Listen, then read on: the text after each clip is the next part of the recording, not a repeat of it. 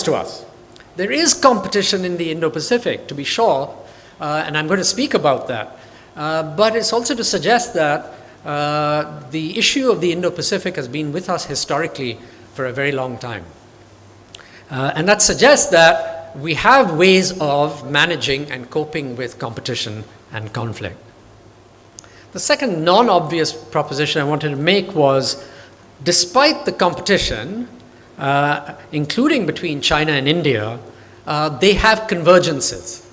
And I think we should promote the awareness of those convergences so that we don't exaggerate the differences and the competition and the rivalry between the two big Asian powers. So I want to try and convince you that, in fact, there is a kind of a ballast or balance against the rivalry. And the third non-obvious proposition is that Bangladesh has a possible, quite exciting role in helping to manage the rivalry between China and India, and perhaps in the larger Indo-Pacific. So let me try and state these as quickly as I can. The Indo-Pacific before the Indo-Pacific. Let me begin with a question, which is, what is a region? I think we need to get this sense of how we think about regions to get a sense of what the Indo-Pacific means today and what it might have meant historically. At the root of the word region is the Latin word regere. So excuse my Latin, but whether it's regere or regere, I'm not sure, but I'll say regere. And it comes from the root to control. And it implies a zone or an area in relation to some controlling center. Perhaps a larger way of thinking about a region, therefore, is that it is a zone or an area internationally where several countries, nations, powers want to establish their control. Yeah? It's a strategic zone. Regions are something else also. They're economic zones of interdependence. They're ecological zones very often. They share all kinds of environmental challenges. They're hydrological zones. They're bounded by seas and rivers. That defines a region. And they're zones also of cultural convergence and contestation. So they're a larger kind of communitarian zones, potentially at least. But I'm just going to focus on a region as a strategic zone and try and share with you the idea that there's been an Indo-Pacific region, strategically speaking, for a very long time. So where would I begin that story? Let me begin the story with China. China, which has given the world so many things, I think also gave us the Indo-Pacific. And I refer you to the voyages of the famous Chinese admiral Cheng He, who traveled in the late 1300s, but more so in the 1400s before he died in 1433. He traveled from China right through Southeast Asia, touching ports and various empires and kingdoms, all the way to South Asia, the Bay of Bengal, and all the way up into the Arabian Sea, to now what is the Gulf, and along the East African coast. If you trace that journey, I mean, what else is that except the Indo-Pacific? So I know my Chinese friends are quite upset with the current Indo-Pacific, but in fact, the Chinese, as they invented so many things, also invented the Indo-Pacific. So that's the first Indo-Pacific, and you can read about many of the things that Cheng He did, and Chinese historians say that perhaps the first Indo-Pacific regional order, getting rid of piracy, of regulating trade, of enabling tributes and gifts, tributes to the Chinese emperor and gifts from the Chinese emperor to the region, settling disputes between warring kingdoms in this extensive Indo-Pacific region was achieved by Cheng He. By the way, he also took back a a Sri Lankan king who had offended the Chinese emperor, and he was sent back to China to apologize, and another element of a Chinese order that extended from China all the way to East Africa, the first Indo-Pacific. Run the movie forward very fast to Japan, China's neighbor. The invasion of China in 1937 and the initiation of what Japan went on to call its co-prosperity sphere, its invasions all the way up to Burma, then Burma, and if they had succeeded, China would have been in the what we now call South Asia. Its navy would have crossed the Malacca Straits into the Bay of Bengal, and you would have had a Japanese Indo-Pacific. In fact, in a sense, the Japanese co-prosperity sphere was already an Indo-Pacific. The Japanese Navy went all the way down to Australia, and Australia is a member of the current Indo-Pacific. Yeah? The United States, of course, has been long present in this region. Going back to the black ships that anchored off Tokyo Bay under Commodore Perry and led to the opening up of Japan, it's a trade and engagement with China in the 19th century, and of course in the Second World War, its fight against the Japanese, leading to establishing an American military, naval, diplomatic presence from Japan all the way to India. And it's worth remembering that the leading edge of the defeat of Japan was carried out by Mountbatten, who led the Southeast Asia Command. The Southeast Asia Command went from British India all the way to Australia and extended to Japan. So there was an Indo-Pacific before the current American Indo-Pacific, going back to those times. Mention was made, of course, of the current Japanese Indo-Pacific under Abe, and I don't need to say a great deal about that, except that it has its roots in Japanese thinking about comprehensive security that goes back to the late 1950s and certainly the early 1960s. And it was aimed, the Japanese idea of the comprehensive security was already aimed at the worry about China as a rising power in the 1960s. So Abe, in a sense, put a kind of a new sort of terminology around it, but in effect, the comprehensive security idea was already an Indo-Pacific idea that the Japanese had launched in the 1960s. What about other powers? Does India have an Indo-Pacific view? Well, Jawaharlal Nehru, the first Prime Minister, sitting in a jail in 1943-44, wrote The Discovery of India, his discovery of India, and in a chapter, he pointed out that the Pacific world, which he thought India would be an integral part of, this is undivided India at that time, that the center of world power and dynamism had already moved to the Pacific world, and his description of it basically is an Indo-Pacific. And India's involvement with Japan and China, those two countries he thought would be partners with India in bringing peace to larger Asia, one might say the Indo-Pacific. Of course, in 1990-91, Narasimha Rao articulated India's Look East policy, and Mr. Modi now calls it Act East. So that's in effect a kind of Indo-Pacific policy. ASEAN, the grouping of the 10 Southeast Asian countries, about 3 or 4 years ago, under Indonesia's leadership, launched its ASEAN Indo-Pacific outlook. And most lately, of course, as you mentioned, Bangladesh has an Indo-Pacific outlook. So, in short, this is a massive strategic, in a sense, shatter zone, one that all the major powers of the region have thought about historically, and those thoughts amount to an Indo-Pacific. And they are in rivalry over the leadership of this zone. By the way, just another quick historical thought that came to mind even as I was speaking.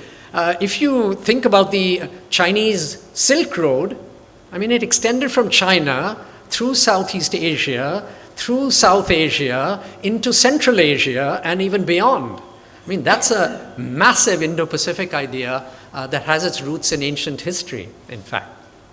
Okay, so I won't belabor the point, but I think the first proposition is that this Indo-Pacific idea has been around for a long time. It's been a huge shatter zone of rivalries and a desire to control and dominate, and certainly China and India are part now, in this modern period, of a competition for influence there. And I'm just going to leave that proposition there for the Q&A, because I want to go on to the second non-obvious proposition.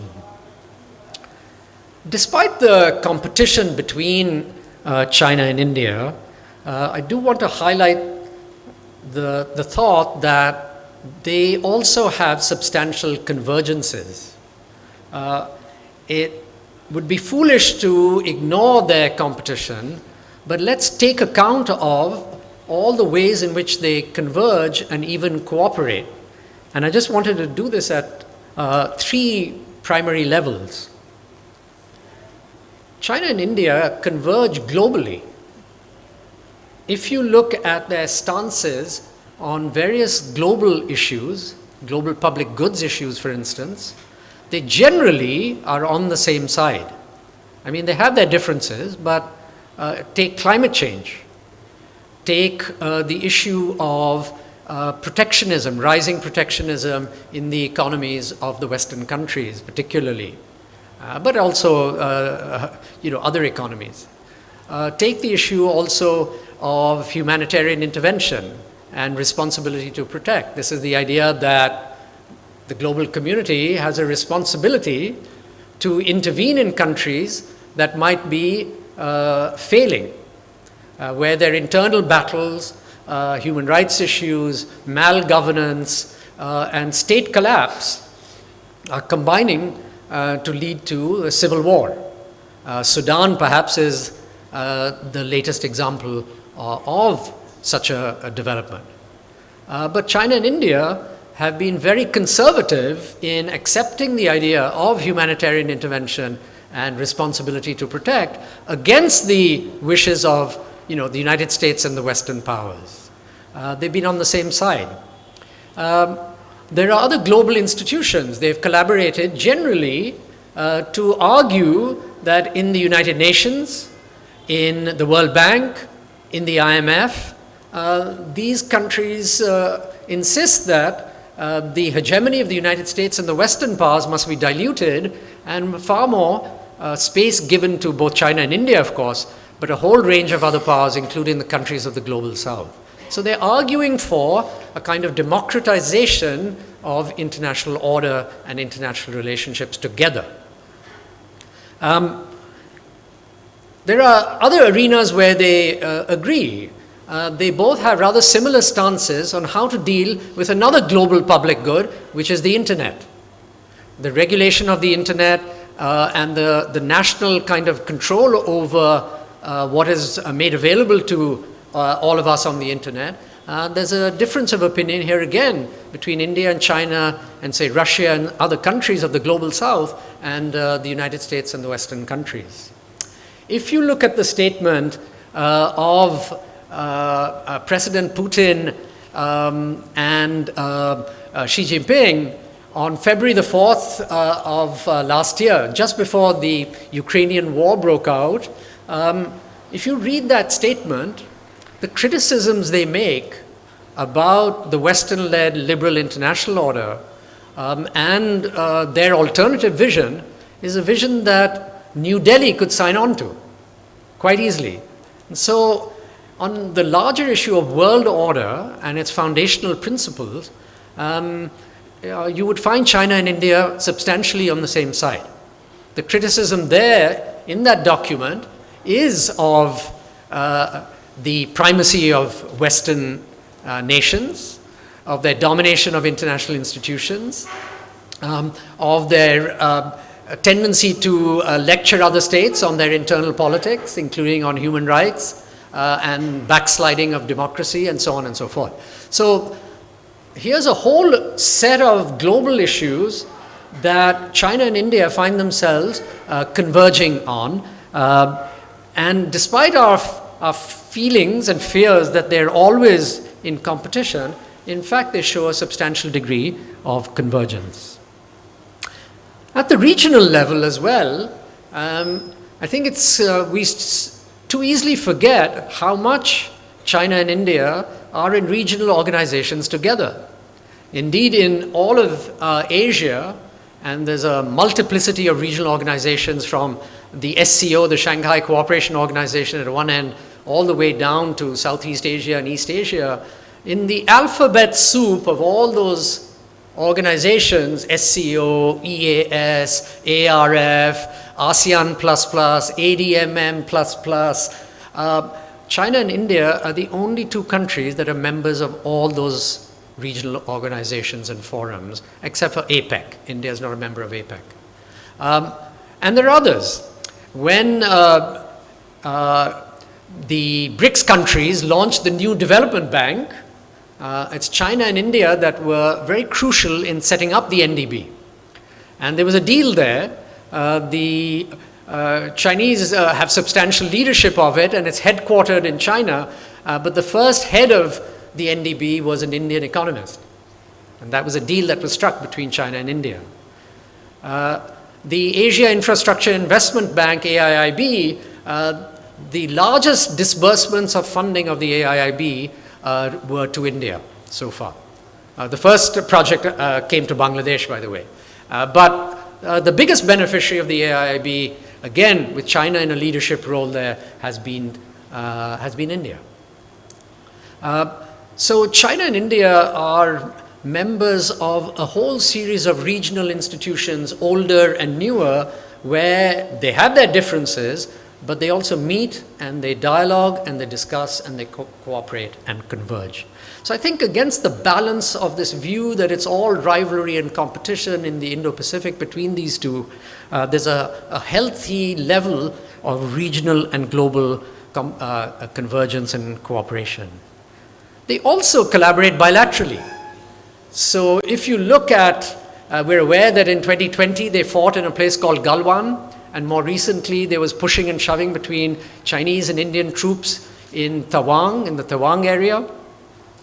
But what is interesting is that no shots were fired. I mean, lives were lost, and there was some clubbing and pushing and shoving, and there were lives lost in Galwan. But they have a sense of a series of confidence-building measures between them that have ensured that they don't actually shoot at each other and they resist escalation. There's a fear always that China and India might go to war, but in fact, since the 1990s, they have built up a healthy dose of military confidence-building measures. That is, understandings about the deployment of troops, the military complement of troops, what weapons they can carry, the kind of communication patterns between local commanders, the kinds of exercises that they can hold.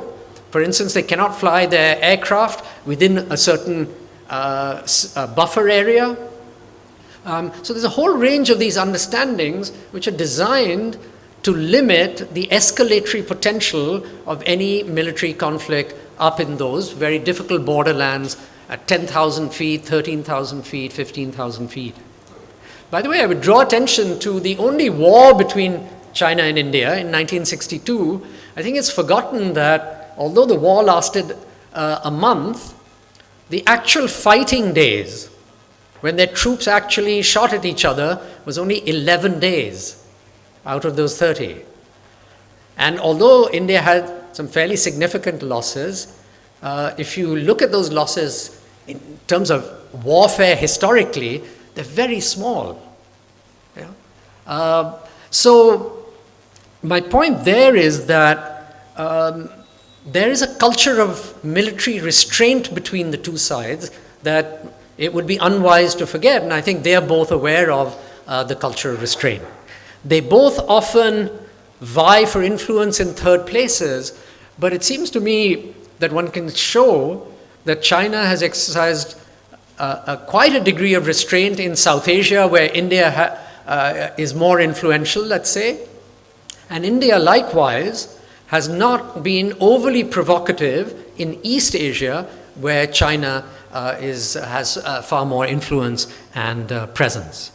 So I think overall, it seems to me one can sketch a picture of Chinese and Indian collaboration, convergence, and cooperation at the global, regional, and bilateral level that I think is a reassurance for the rest of the world, and especially for the rest of Asia. So that's my second non-obvious contention. My third is that Bangladesh has interests in the managing of China-India relations and in the management of the Indo-Pacific generally, and it brings to bear certain assets that I think speak well for the possibility of Bangladesh playing a more active role in trying to foster what Ambassador Tariq Karim has been talking about, namely a Bay of Bengal community. And so I just wanted to end with some thoughts on Bangladesh. I mean, I'm not Bangladeshi, so I have to do a bit of a thought experiment, put myself a little bit in your shoes. So you'll forgive me if I'm a bit presumptuous, but it seems to me that one can articulate why a convergence and the management of China-India relations and of the larger Indo-Pacific is an interest of Bangladesh, and what kinds of assets Bangladesh has. So let me just tick off, it seems to me, these kind of 3 or 4 interests that Bangladesh has. The first is a diplomatic interest in stability in the Indo-Pacific and between China and India.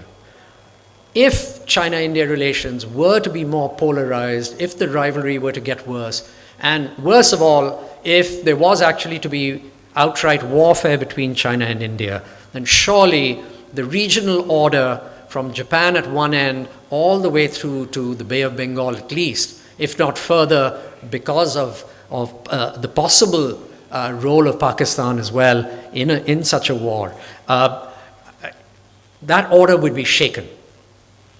The kinds of norms, institutions, expectations around diplomatic intercourse, about economic relationships, would be fundamentally disturbed, as they were in 1962 with the China-India war of that period.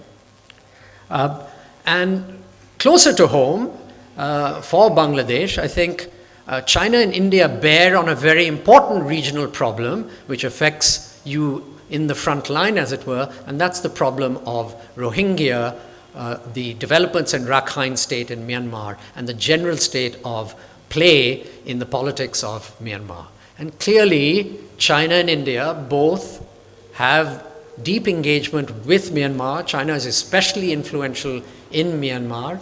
And so it seems to me that a rivalry between China and India in Myanmar would be very destabilizing potentially, not just for Myanmar, but also, of course, for neighboring Bangladesh and the issue of Rohingya. So it seems to me, at a kind of diplomatic, political level, Bangladesh has a great stake in seeing that China and India's competition locally does not get out of hand and disturb the order and make things worse in Myanmar.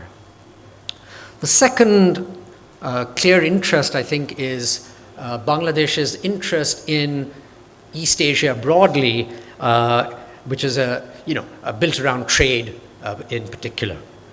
So I know, for instance, that Bangladesh's two-way trade with Southeast Asia, the 10 ASEAN countries, is $7 billion. And with China, Japan, and Korea, that's $30 billion. I mean, that's about $40 billion. These are, I think, 2021 figures, so probably even larger now. And those are big economic stakes in the eastern theater of the Indo-Pacific. And of course, Bangladesh has a robust economic engagement as well with the rest of South Asia, particularly with India. So, sharpening rivalry between China and India threatens to disturb an economic order that Bangladesh partakes of and benefits from today and looking into the future. We were talking earlier about the possibility of Bangladesh reaching the $1 trillion mark in terms of its economy very soon, and possibly, in the years ahead, of course, expanding much further, perhaps 3 trillion and 5 trillion. And the whole history of East Asian economic interactions is that export-led growth leads to dramatic increases in productivity and overall GDP growth. And Bangladesh has shown already, I think, that a lot of its recent growth comes out of an export-led model. Yeah? So the economic order, trading order, and investment order of the Indo-Pacific and stability in it is vital. Neither China, nor India, nor the United States, nor Japan, as long as there's an open trading regime where no one blocks off the market for exclusive access, I think that's in Bangladesh's interest. And so a balance between China and India and the other major players and the preservation of an open economic order is absolutely vital. And the third is that, Bangladesh has ecological and hydrological interests in this larger Bay of Bengal and Indo-Pacific area.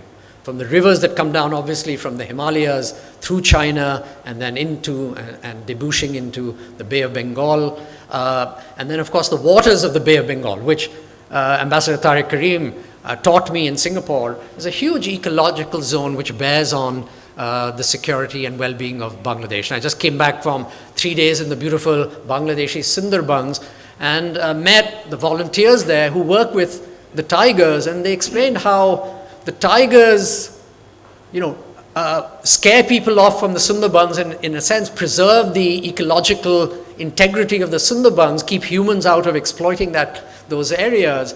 And the Sundarbans act as a kind of barrier against possible rampant seas, and if there was ever sea level rises and so on, the Sundarbans would play a role in kind of buffering the landmass of Bangladesh. So, the ecological significance of the Bay of Bengal is a very important one. And surely, China-India naval activities, perhaps even a maritime war, would do further damage to damage that may have already occurred in this ecological zone to fishery and perhaps even to the landmass such as the Sundarbans. So China-India conflict over the rivers. There's already been some tension over the Yarlung Sangpo, which is the Brahmaputra that then comes down into Bangladesh. And clearly China-India differences over that would impact Bangladesh as well. So it seems to me there are at least 3 very big interests that Bangladesh has in a stable China-India relationship and Indo-Pacific. So what, finally, are Bangladesh's assets as a kind of good citizen that might act as a bridge between China and India and in a larger role in Southeast Asia and the Indo-Pacific? So very quickly, it seems to me, 4 or 5 assets in my thought experiment. First of all, Bangladesh has very good balanced relations between China and India. So it is an interlocutor, and I can't think of too many countries that have the sort of diplomatic sophistication, the demographic size, the economic size, and the location to be able to speak to both powers in a transparent, informal, but productive and constructive way. Bangladesh also has good relations with 2 other superpowers, the United States and Russia. And they bear on the relationship between China and India. In my book that was kindly referred to, one of the chapters is about the relationship between China, India, the Soviet Union, then Russia, and the United States. That quartet has a geopolitical quartet, has always been very dynamic. And it's interesting that Bangladesh has good relations with all 4 of those powers and could therefore be a good citizen in promoting dialogue and understanding between them. It also has good relations with ASEAN, the 10 Southeast Asian countries to the east, with all of the rest of South Asia, and of course with Japan and Korea in Northeast Asia. And when we talk about the Indo-Pacific, I mean, those are the regions that we're talking about, from Pakistan at one end all the way through to Japan at the other end. Bangladesh is also a member of several regional organizations where China and India are members. But I'll just tick off ARF, BIMSTEC, there was the Track to Kunming dialogue, which has Myanmar, China, India, and Bangladesh. So there's several regional spaces where Bangladesh is a member with China and India. And finally, of course, Bangladeshi ports connect South and East Asia. And so traffic between China and India in terms of goods and so on would go through Bangladeshi ports as well. And that gives Bangladeshi a kind of connectivity advantage, as it were. So let me end. It seems to me that the Indo-Pacific has existed for a long time as a strategic zone. And this idea that this new Indo-Pacific is some kind of radically new thing, that is very disturbing, that the competition is something new and very kind of sort of radical, I would contest that. That doesn't mean that, the competition and conflict between the big powers is something we should ignore. But it seems to me that over what the French historian called the longue durée is that the peoples and societies of this enormous area have a way of interacting with each other that manages the affairs of this region and could be drawn upon to produce a long-term peace. And finally, just to end with the point I made at the end, I think Bangladesh conceivably has a role here, and Ambassador Tariq Karim knows a lot more about the possibilities than I do. But thank you very much for listening to me. I'm very happy to take questions, comments, quarrels with what I've said. Thanks a lot.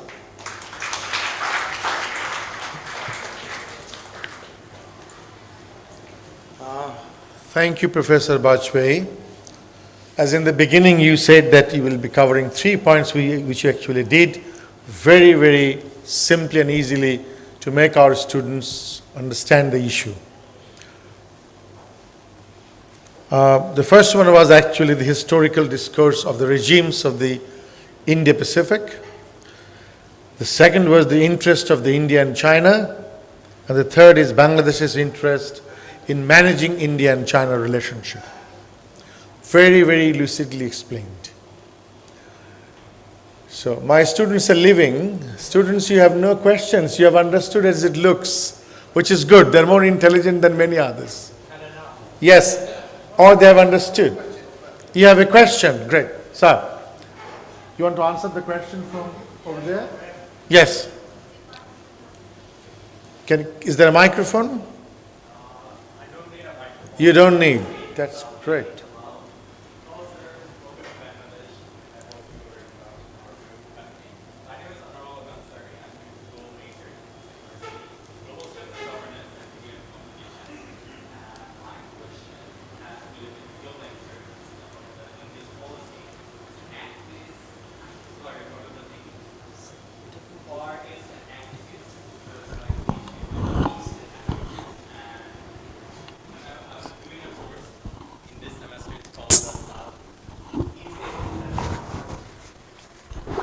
Hello, it's called the East Asian Studies. While doing that course, I learned about a topic called the Belt and Road Initiative, where according to the Belt and Road Initiative, Southeast Asia was always been the crucial point for maritime routes for many purposes like trade, exploration, military strategics, where I have been studying that Southeast Asia is now been a crucial part in terms of maritime, in terms of for the BRI in what you call that economics and military, because as the Andamans and Nicobar Island, it was being one of the lonely district or the union for India.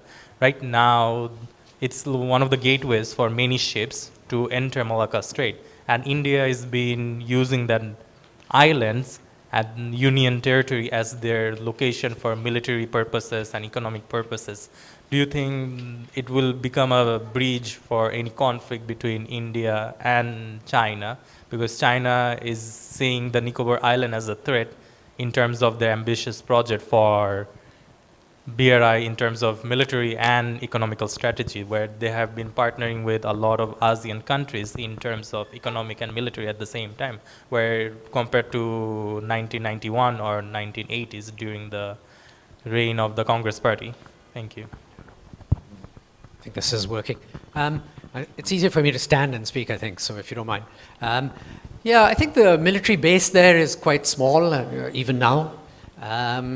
And although India wants to turn it into a tri-service base with air, naval, and even ground forces, it's still very early days.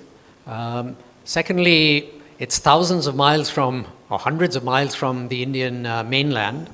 It's quite difficult to resupply, and it's very vulnerable to an attacking force. The Chinese Navy is about 3 times the size of the Indian Navy. And if it were to come into that area in strength, it'll be difficult for India to defend the Andaman bases. So I think at the moment it's quite a modest facility. And given the constraints on the Indian defense budget, I don't see it expanding very fast. So I wouldn't say that it's an enormously provocative stance, and it's been in the making for a long time. At the same time, the Chinese Navy is in the Indian Ocean far more than ever before. So I think India is using this mostly to track Chinese shipping into, military shipping into the Bay of Bengal and into the Western Indian Ocean, more than it's a very serious base. So yeah, it's a facility, it'll grow, but I wouldn't expect it to grow very dramatically or to be enormously provocative. Yeah. By the way, just to mention, since you mentioned the BRI, and the BRI stretches from Southeast Asia all the way through South Asia, through the CPEC in Pakistan, to Central Asia and beyond. That's a massive Indo-Pacific kind of idea, even if it's not called the Indo-Pacific. So just reinforces my point that, you know, the Chinese in effect have had an Indo-Pacific idea for a very long time, right up to modern days. Next question, yes. Thank you, sir. Thank you, sir. Thank you, Professor Vajpayee. My name is Shahnaz Hussain. I am an assistant professor in Global Studies and Governance Department here in IUP. You rightly mentioned the proposition, first proposition, the interest of India and also the convergence of India's interests here. My point is that you didn't mention anything about what is the interest of US in particular here. Correct. Particularly when you say that it's a long historical process, Indo-Pacific was there. But we have seen some changes recently from US side. For example, particularly the renaming of US Pacific Command into Indo-Pacific Command, which is really destabilizing the point of China. So how will you shed light there? My first point is there. And the second question is related to seeing this current global context, particularly Ukraine-Russia war and India's standing. I don't say directly that pro-Russian standing, but I will say Indian standing. How will you see the future of this FOIP in particular? Yeah. Thank you. Yeah, I think the naming of the American, renaming of the American command, to me it's not very significant. I mean, what's in a name? And I guess my first proposition was exactly that, which is that whatever the name may be, there's been an Indo-Pacific strategic vision going back to Cheng He. And so, what's surprising? Big powers run regions. They name regions. The term South Asia, by the way, almost certainly was coined by the American State Department in the 1970s. It's not a name native to South Asia. We named a regional organization, the South Asian Association for Regional Cooperation, using a terminology invented by the Americans. I'm not offended by it. Big powers, great powers, name and make and break regions. That's what they do. War makes and breaks regions. So there's nothing sacrosanct about regions. They change shape and form and size and name with the interests of big powers. So the the Americans have always had a kind of Indo-Pacific strategy. I mean, as Bangladeshis, you'll remember the sailing into the Bay of Bengal in 1971 of the USS Enterprise. That was a signal by the Americans under Nixon and Kissinger that their nascent relationship with China at the time of, the creation of Bangladesh, that they were signaling to the Chinese that they are a reliable strategic partner. So that was a linking up of their larger containment strategy against the Soviet Union, including in East Asia, with China. So that was an Indo-Pacific moment right there on the part of the Americans when they sailed into the Bay of Bengal in 1971 with the USS Enterprise. And the Americans, I mean, their interest currently, of course, nobody says it, but the whole Japanese and American Indo-Pacific is aimed at China. The Chinese are quite right. It is a containment strategy of some kind. It's just too polite to say it. Nobody wants to say it openly. Prime Minister Modi, when he spoke at the Shangri-La Dialogue in Singapore in 2018, in probably the longest statement of the Indian view of the Indo-Pacific, slightly tweaked it by saying, no, the Indo-Pacific is open and inclusive and all of that. I think the Japanese were, to put it mildly, a little surprised at Mr. Modi's terminologies.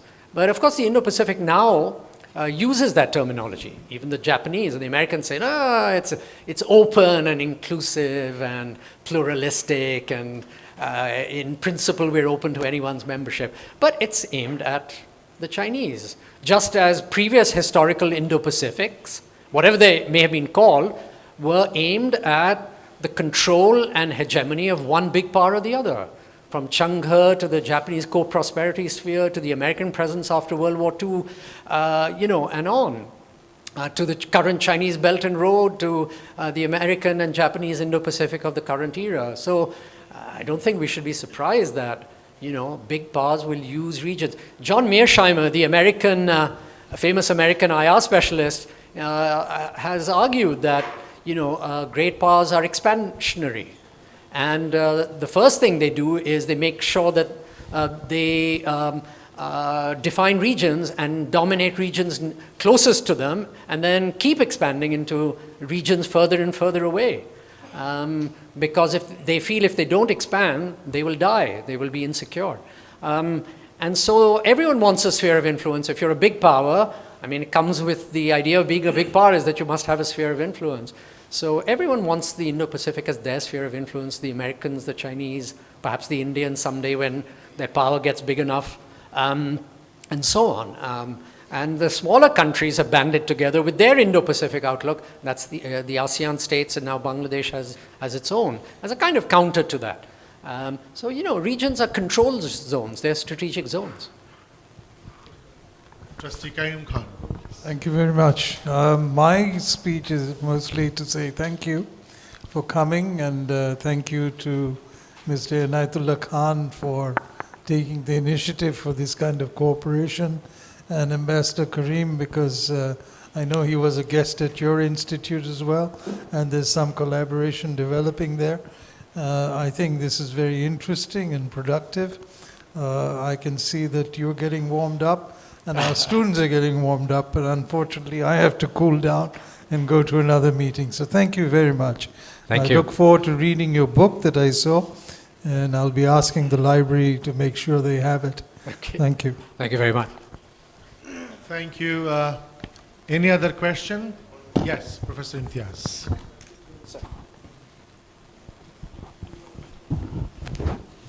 Thank you for presenting. I enjoyed it very much.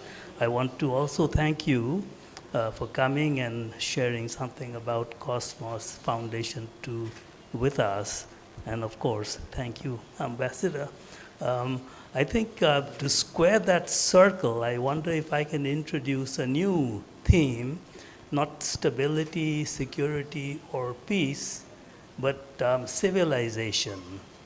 And I want to bring that into the conversation here by going to your first theme, which is historical. And yes, you are absolutely right. There was a Muslim admiral who saw the Indo-China, and I'm so glad you brought it out. I think there's a book, 1443, that articulates all of that. But he was also first one to see Latin America. And this was 160 years before Christopher Columbus. And his name was not Christopher Columbus. That's an anglicized name of Cristobal Colon. And anglicization is the lead I want to make to civilization here. And let me go back to the end of the Cold War, which is all about military. And when it ended, the new conflict was going to have a very civilization-based, especially the book by Samuel Huntington, Clash with Civilization. And so Islam was then under the gun for 30 years plus, it's still going on. And I'm just wondering if there is going to be something like that happening in the Indo-Pacific. And the reason I say so is that recently there has been a AUKUS, in Australia, UK, US, AUKUS. Those are all three Anglo-Saxon countries. And now I come to your country, whichever one you want to choose, or both, Singapore, India. Singapore has always been the pivot for the British Empire, along with Gibraltar and Hong Kong. And India, what was it that was said about it?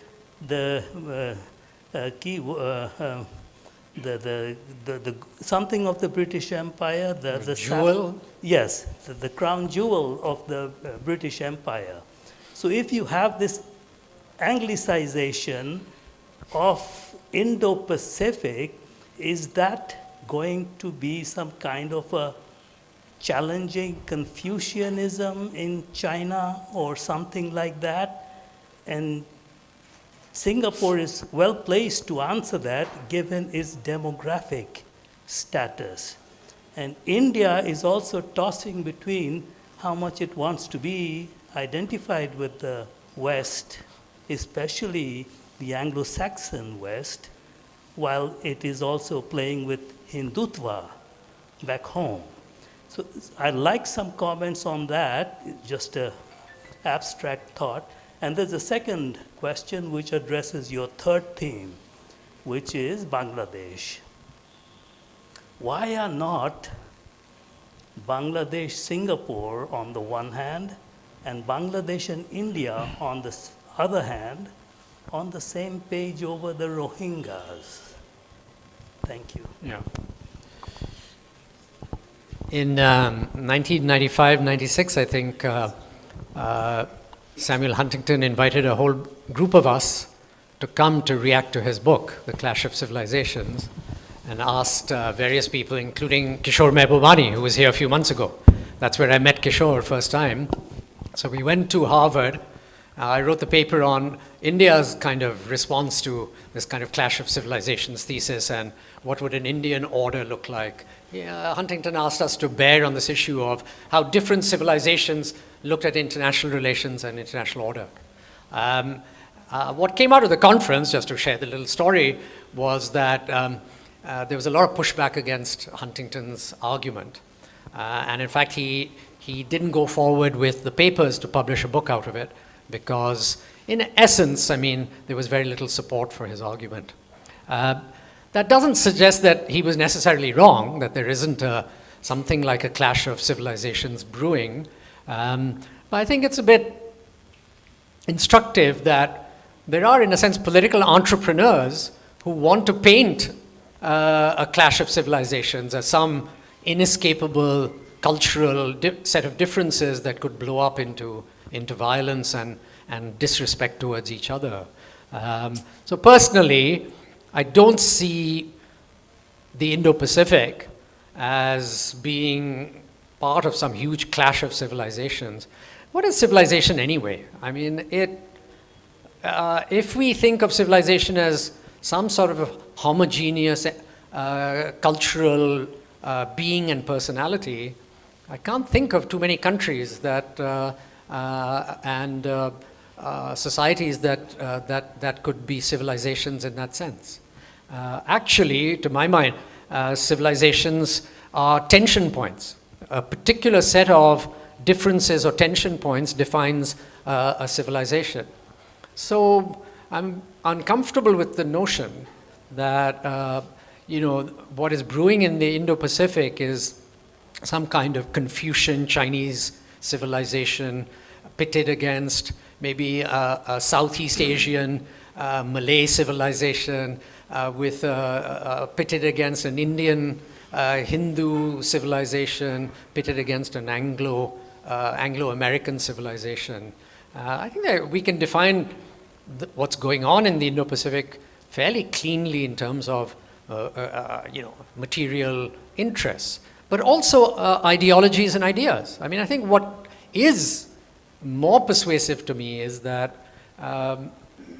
China and the United States do have different values that they promote as matters of national policy and values that are implied for international order. I mean, despite democratic backsliding and so on in the Western countries, including the Anglo-Americans, there is a robust sense in which they hold to certain kinds of liberal values. Whether they practice them altogether or not, that's a different matter.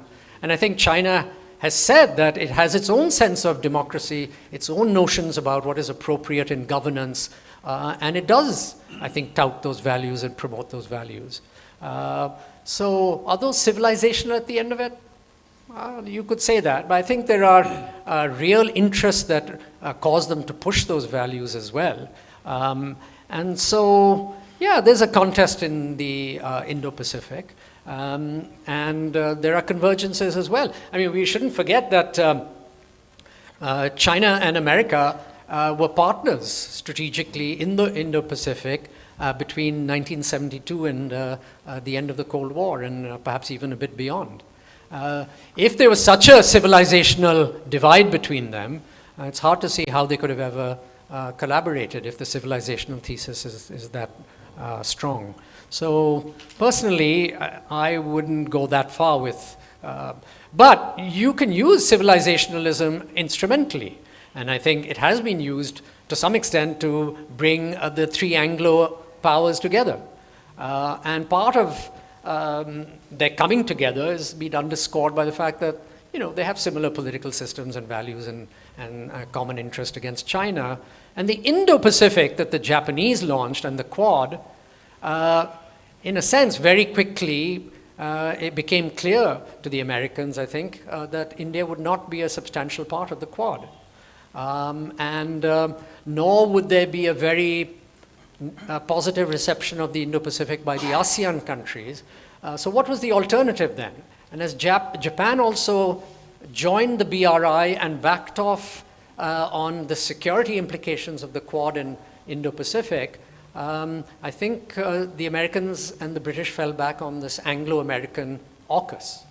That would have to be now strengthened, that partnership, because neither Japan nor India were going to play a very strong military game within the Quad and the Indo-Pacific. If you look at the Indo-Pacific now, I mean, it talks about connectivity and environmentalism, the blue economy, all kinds of stuff, but it hardly dares speak the name of any kind of strategic conception anymore. The Quad, well, the Quad's beginning to, has military exercises, naval exercises and so on, but really the main components of those exercises are the Americans and the Japanese, and to some extent the Australians. The Indians send a very token kind of naval force. So I guess what I'm getting at is the idea that AUKUS became a fallback for the Americans once they saw that the Indo-Pacific and the Quad was probably not going anywhere in strategic terms. Now, just to speak to the issue of the Indo-Pacific and the Quad, I mean, it's pretty clear that India is extremely reluctant to turn it into a very ostensive anti-China front. and to get militarily too involved. Somebody asked about Russia and India's attitude towards Russia earlier.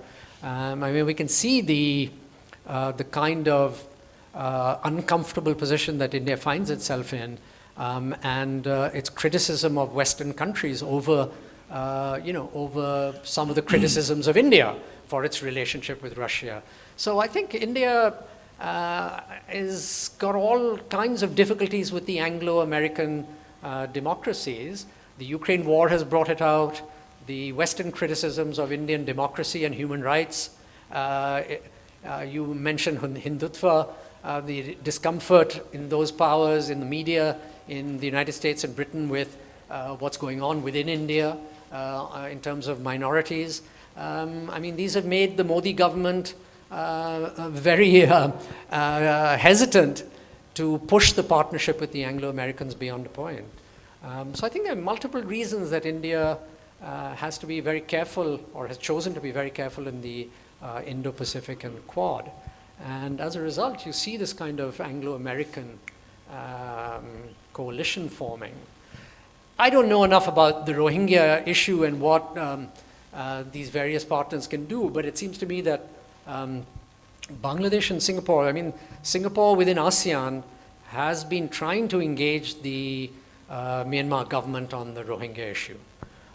Malaysia and Indonesia have been the most critical of Myanmar. Singapore also has been fairly critical. So yes, I mean, I think Singapore has always had good, I wouldn't say leverage, but good inputs in, with Myanmar, including with the military forces there. So, you know, through the ASEAN dialogue and engagement with Myanmar, its own role, I mean, I see a possibility of Singapore, Bangladesh, ASEAN doing something together on the Rohingya issue. India, I'm not so sure. India has been fairly restrained, let's put it that way, on engaging Myanmar, at least publicly, over the Rohingya issue. And I think India even pushed some Rohingya refugees back into Myanmar at the beginning. So I'm not so sure about an India-Bangladesh, at least very public kind of diplomacy towards Rohingyas. But it does seem to me that in the long run, Delhi will have to have something more proactive on the issue of Rakhine State and the presence of, you know, Rohingya refugees in Bangladesh. If for no other reason that Bangladesh being an important partner for India, I mean, any instability in Bangladesh would be very worrisome, I'm sure, to Indian interests. Thank you. And probably that was the last question. Oh, there's another question. This is the last question. Professor Awal. Hello, sir. My name is Awal. I'm serving as a professor of law at the Department of Law. So first of all, I'd like to give thanks for your lecture, and I'll be very brief and specific on my questions. My specific question is regarding climate politics, especially in South Asian context. You know that many countries, they are very unconscious or in contentious in various issues, but on climate change, they have consciousness on particular issues.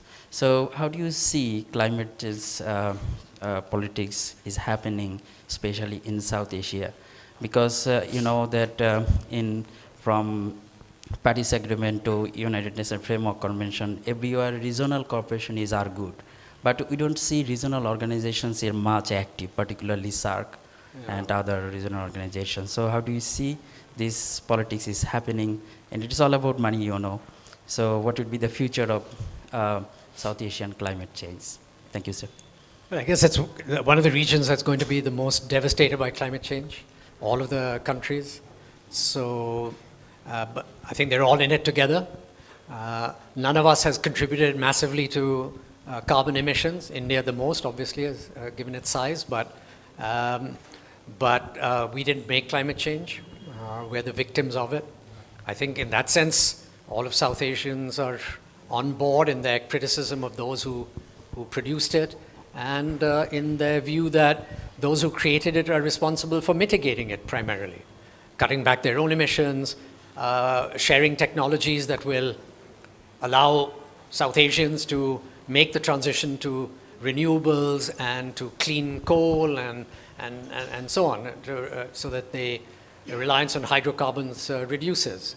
I think they're all united in insisting that there be a climate fund as well, which everyone's promised, but which I don't think is being delivered. So I think there are no very big differences between India, Pakistan, Bangladesh, Nepal, Sri Lanka, Maldives, and so on the role and responsibility of the developed countries on climate change. We're united. Indeed, on that, China and India are pretty close, although there are some differences over climate issues there.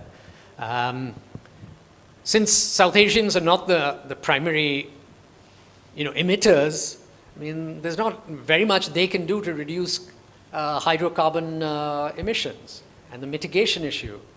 Where they can cooperate and be probably forced to is in climate change adaptation.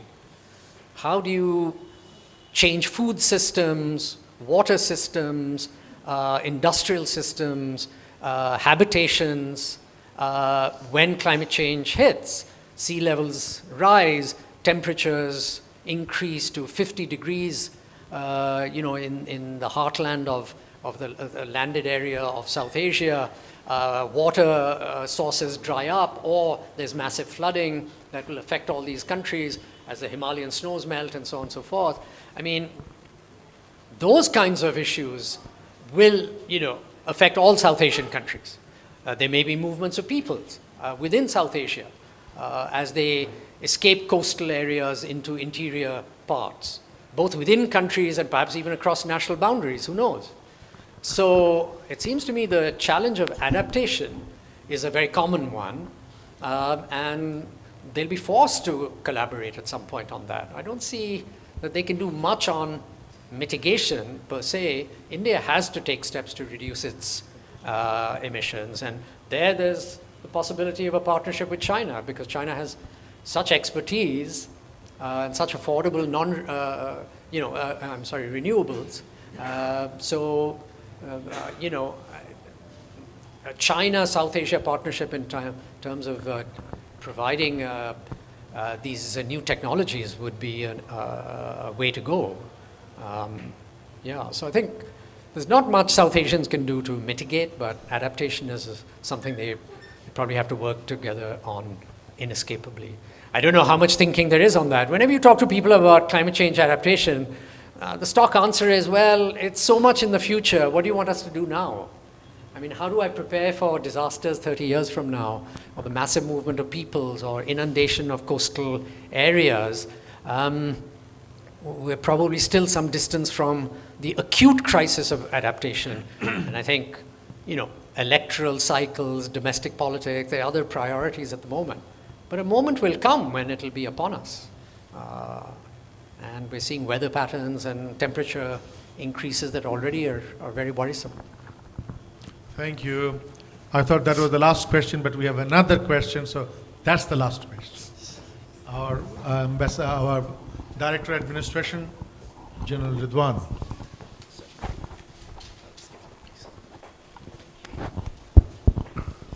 Sorry to keep you again waiting for the refreshment. Sir, thank you very much for giving me the opportunity. Sir, I'm Ridwan. I'm the Director Administration in the university. I couldn't really check my temptation to hear from you, the veteran professor, where we also have the veteran seasoned diplomat, respected our Honorable His Excellency Mr. Tariq Karim and Ambassador Karim.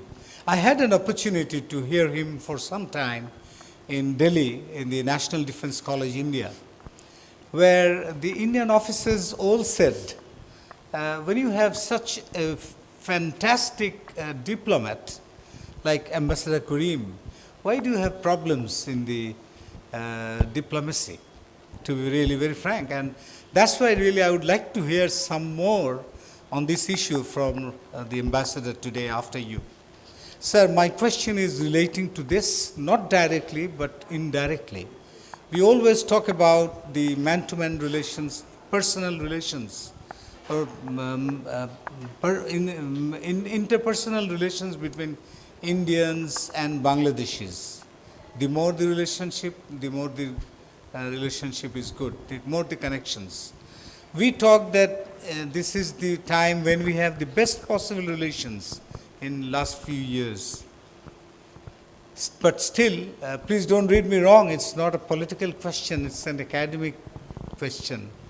But still we couldn't stop the border killing. But we have the fantastic relationships.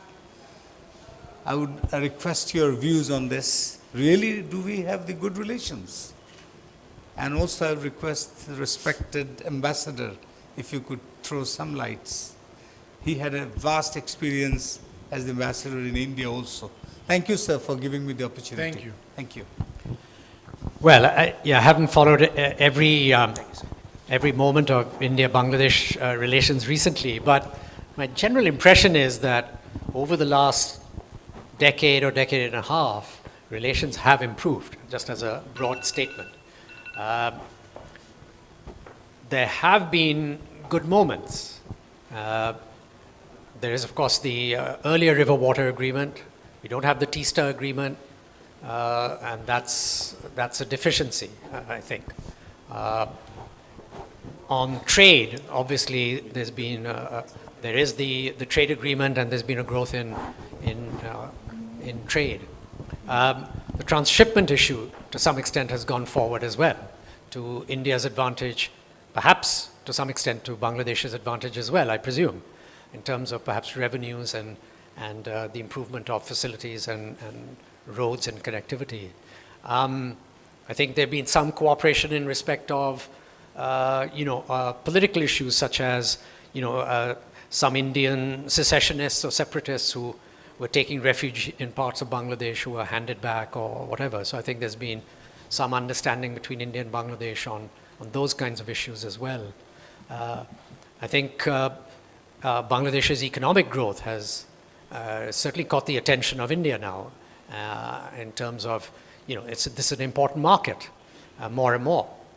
And so it's not just trade, but it's a place for Indian businesses to invest. I don't know how many Bangladeshi investments there are in India, but it would seem to me that these wonderful entrepreneurial Bangladeshi businesses could find investment opportunities in India as well. But I suppose the hydrological issues are always the most evocative, ones that raise the biggest worries. And sadly, that's an issue that hasn't been solved, and I think the Indian government has not been able to take that agreement forward. On the other hand, finally, the issue of the enclaves was more or less solved. So I think there are probably very few enclaves now that have not been adjusted mutually. Also, the two countries using the UNCLOS format solved their territorial disputes in the Bay of Bengal too. So I think there's a positive agenda there, but yeah, I mean there are sensitivities in both countries because India is bigger. I think there is a fear of Indian insensitivity or Indian size and power in Bangladesh, and that's of course understandable. But on the whole, I think with the astuteness of Bangladeshi diplomacy and the greater attention that Indian diplomacy is paying to Bangladesh, it's been a much healthier dialogue, sustained dialogue between the two countries than in the past. When I came here in 1988, they weren't great days for India-Bangladesh relations. I remember very clearly. That's a long time ago, and thankfully both countries have moved on very smartly since then, particularly in the last 15 years or so. But I probably can't say much more. I'm not an expert on Indo-Bangladesh relations beyond that, and I think Tariq Karim will tell us in much greater depth what's happened. Thank you. Thank you, Professor Bajpayee, for your presentation and also your... Oh, there's another...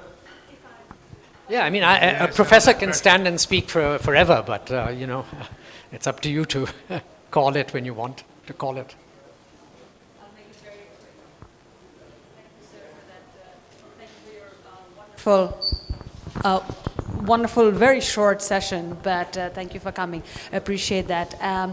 You said cooperation more than competition, or as much as competition between India and China. Maybe not even as much, but a healthy dose. I mean, let's not forget that component of China-India relations. Yeah, and if I might open up very quickly, you can answer it maybe as yes and no. I deal with the international relations of this university, collaborations with universities in the region and so on. And one of the things I seem to not have caught on in this conversation is about nuclear. How does that front gauge in terms of cooperation and competition? Because the Indian capacity for nuclear, the Pakistani, now Bangladesh is going towards nuclear power. If you could say a few words about that, that would be useful. Yeah. Thank you. Yeah, well, of course, I mean, it's an interesting region because China, India, and Pakistan all have nuclear weapons now. And India finds itself in the rather strange position of having less nuclear weapons than Pakistan, by all accounts. But that's quite a dangerous triangle. Certainly from India's perspective, looking outwards, there are two nuclear powers. I mean, if it ever should come to it, and if you don't mind the cold strategic logic of it, if it got to the point where nuclear weapons had to be used, Delhi will have to think about how many it would use against either Pakistan or China. I mean, it's outnumbered considerably. And there would be a dynamic in terms of its use. Now, I'm not advocating use, but I'm just saying that military planners, when they think about this, and India will have a very tricky decision-making problem on their hands. But in any case, I mean, so far so good. It's stable. India, Pakistan have a series of engagements on nuclear issues. They exchange, lists of nuclear facilities every year. It goes on without any hitch, no matter how bad the relationship. China has never accepted a dialogue on nuclear issues with India for a variety of reasons. So that relationship hasn't, in terms of a dialogue over nuclear weapons, has never got off the ground. I think India would probably be open to it, but China has its reasons for not engaging in that dialogue.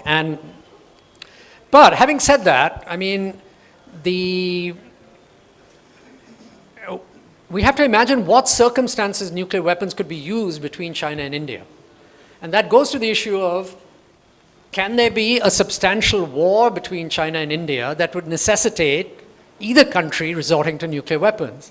Well, I shared with you that even in 1962, they only fought for 11 days.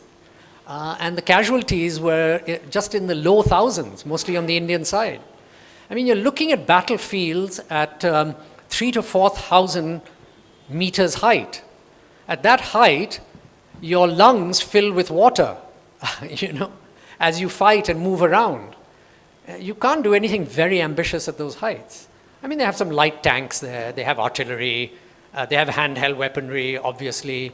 But the idea that there could be any very substantial breakthroughs, either of Indian troops into Tibet, into the flatlands of Tibet, or the Chinese from the flatlands of Tibet into the Indian plains, I mean, runs into the problem that they would be trapped in each other's territories with enormous supply lines, what the military call interior lines. So the Chinese will have the interior lines if Indian troops go into Tibet, and and the reverse will be true. If the Chinese come into India, India will have the interior lines. What does that mean? That means that the supply lines for the Chinese, if they come in, if they break through, they'll just get longer and longer. It'll be impossible. And the Indians, with their air force and artillery, will be able to pick off Chinese supply lines, unless the Chinese destroy the Indian air force completely, which is unlikely. Likewise, Indian troops, if they go into Tibet, they'll have enormously long supply lines. And it's a particular feature of the mountains that the Indians have roads like this, because they're going very steeply up to the plateau in the front. That's a very slow progression up the hills. And again, the Chinese can make Indian supply lines hazardous, if not impossible beyond a point. And once they enter the flatlands of Tibet, the Indian troops, there's no cover. I mean, they would be picked off by Chinese weaponry. So it seems to me, just as an amateur military strategist and a dose of common sense, you can see that, I mean, quite apart from why they would want to conquer each other and go deep into each other's territory, I mean, who would want to take on unruly Indians in the plains and govern them? Or likewise, which Indian would want to go deep into China and want to deal with having to govern territory in China? I mean, so it's only if there was a breakthrough on either side militarily where conventional forces fail to stem the tide of an invasion that you would resort to nuclear weapons, possibly.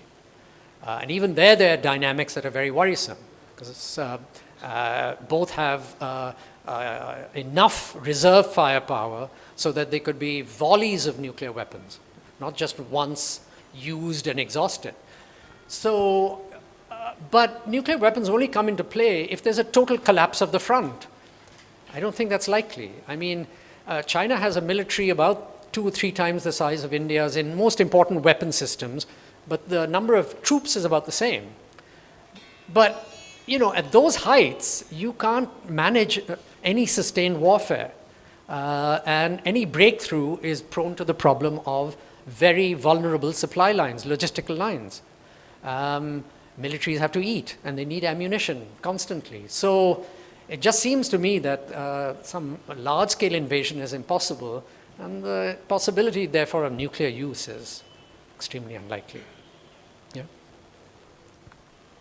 Oh, Bangladesh's interest in nuclear power. Well, I mean, you know more about that than me, but I don't think it's really about nuclear weaponization. So, but yeah, I mean, in a time of climate change, people are saying increasingly that nuclear power is the way to proceed. And then you worry about the waste problem, but I'm told the problem even of handling waste is not as severe as was originally thought. That one can manage it for hundreds, if not thousands of years, partly because the half-life of the various isotopes, most of them, the half-life is very short, so they quickly become, more or less inert. Thank you, Professor Bajpayee. Thank you very much. For the question, answer, and also your lecture. May I now, let's give a big hand, yes. Thank you, Professor. We're just finishing. Before that, I would like to request Ambassador Karim, who is the director for the Center for Bay of Bengal Studies, to give a closing remark and vote of thanks. Can we put Professor Tariq Karim's bio, please, here so that one can see, so I don't need to read it out.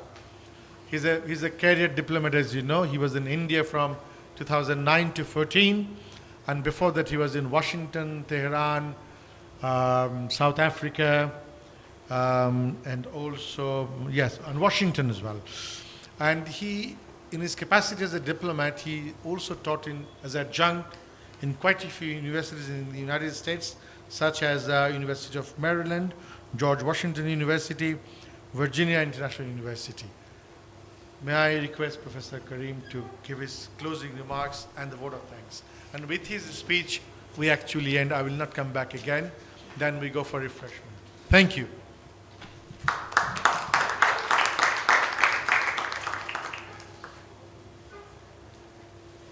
Thank you, moderator. Thank you very much. We are losing our audience, so I'll make it very, very short and brief. First of all, I know I set you a challenge, Kanti, when I used that particular phrase, squaring the circle. Squaring the circle, for those who might not know, goes back to ancient Greek mathematics study, where you're supposed to struggle and put the mass of a circle within a square. So in common parlance, it's trying to solve a problem which is not only difficult but probably impossible. And Kanti Vajpayee, my good friend, I'd met him many years earlier, but I really got to know him when I was in Singapore recently. Has done a wonderful job in trying to square the circle, actually. Of course, in the process, as the questions reveal, many more horizons have opened up. And when Professor Imtiaz asked a question, we could go over and have another session on that. We could go on and have another session on what the problem that you raised. Why is it that we still, despite a good relationship, have border killings? Perhaps you'll have to wait for my book, which I wrote in Singapore, to come out, where I address why South Asia has not been able to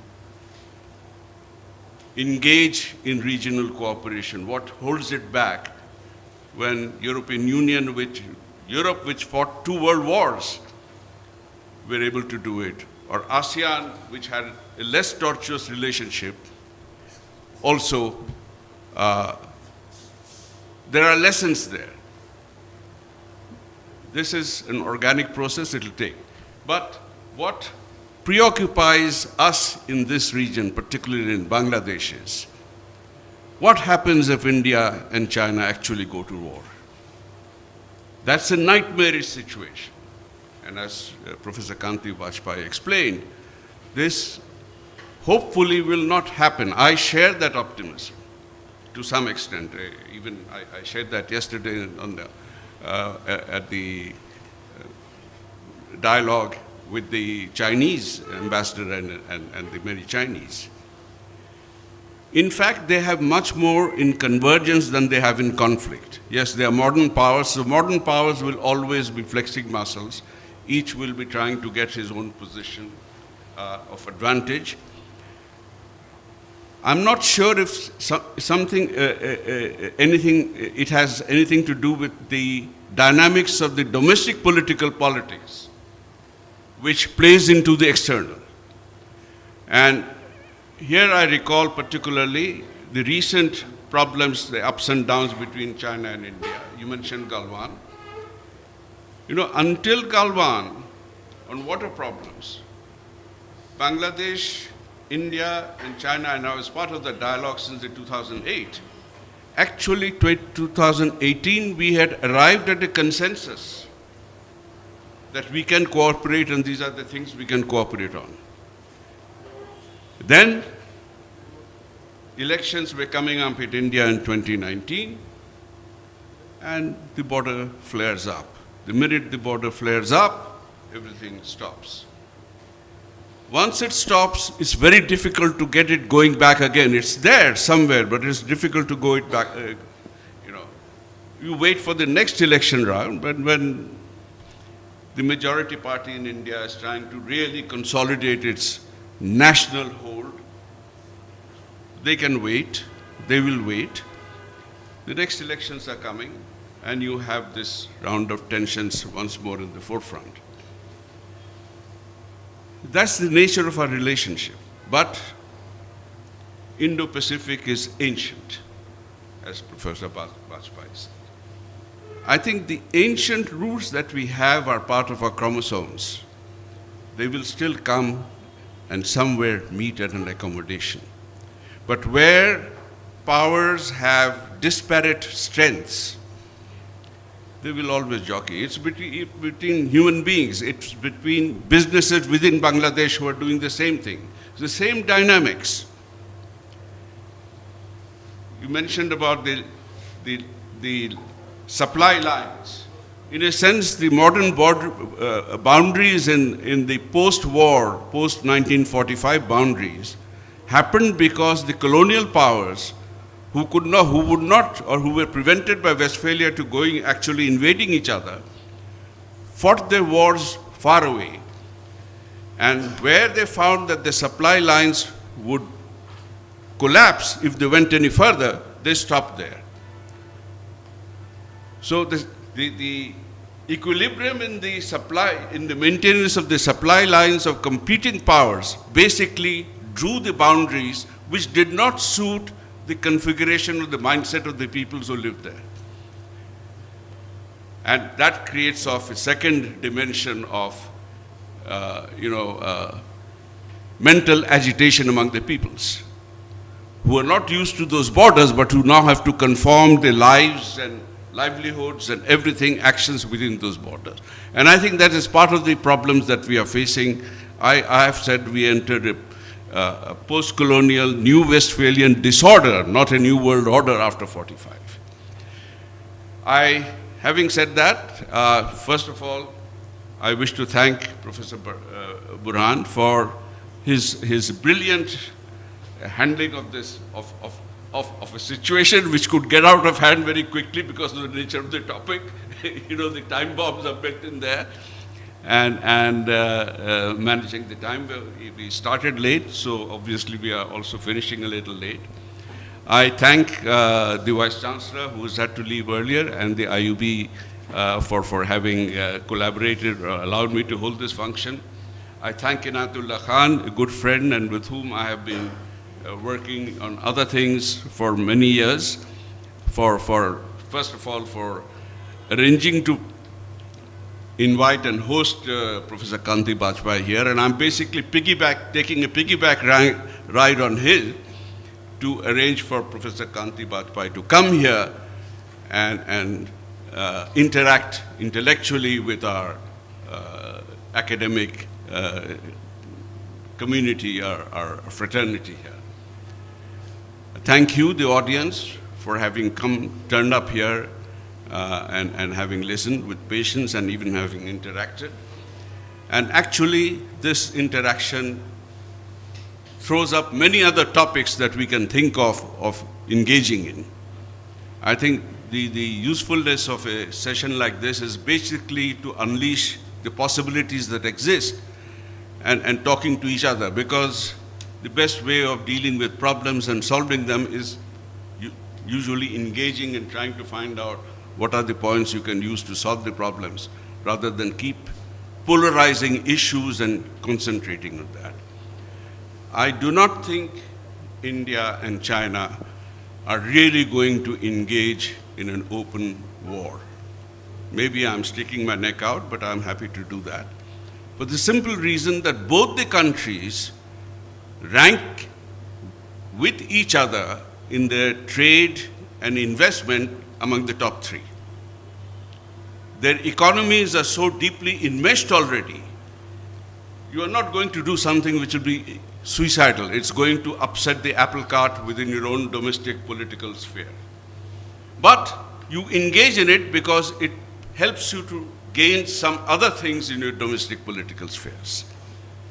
So in a sense, perhaps we will have to live with this deliberately contrived, controlled confrontation for some time.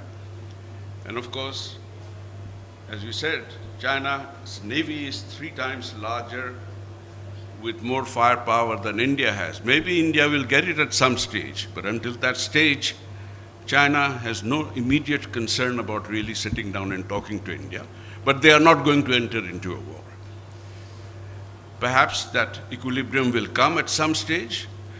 There are many other areas I could go into, but I will stop here. Thank you all very much for being here, and please let's go and have a thank you very much.